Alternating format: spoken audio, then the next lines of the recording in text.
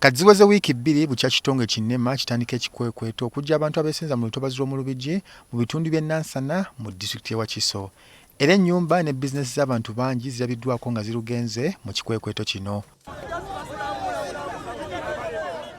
Ku lwokubiri lwa wiiki eno akuye oludda oluvuganya mu Parliament Joel Ssenyonyi yatuukako mu kifo omwasengulwa abantu kyokka bwe yagezaako okulambula ebintu bye baamenya tiyagaasi yanyooka.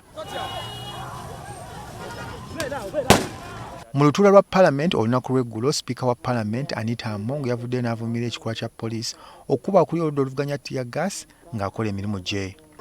Much as we are not supposed to interfere with the enforcement bodies of NEMA, but by the time somebody starts construction, somebody settles in a place for years, and NEMA is not getting to know that this is a gazetted area for NEMA, then there's a problem. Sipiika Among yatuse n'okwebuuza lwaki ekitongole kyetanidde okusaanyawo ennyumba z'abanaku e Nansana so nga waliwo abanene abazimbye mu ntobazi. There's a man who says he's been there for over 40 years.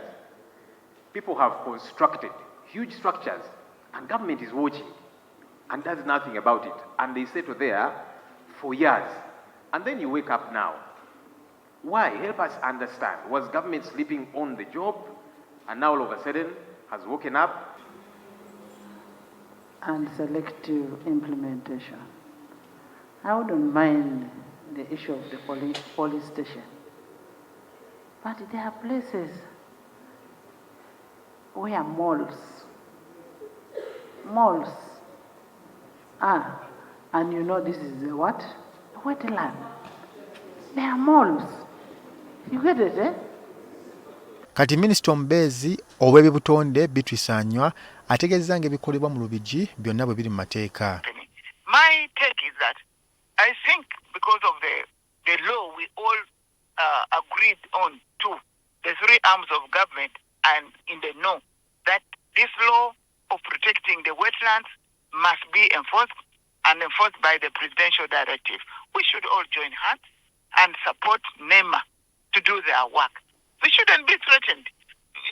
Minisita agamba nti teri muntu yazimba mu lutobazi agenda kutalizibwa.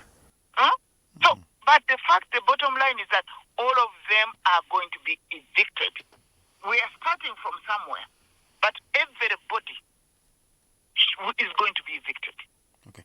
As per the presidential directive. Wabula ye minisita ow'ekisiikirize avunaanyizibwa ku butonde bw'ensi Christine Nakimwero agamba nti essaawa etuuse okutunda mu mateeka agafuga eby'obutonde bw'ensi. So policy direction eri nti ebyapa mu ntobazi bisazibwemu. Byonna bisazibwemu.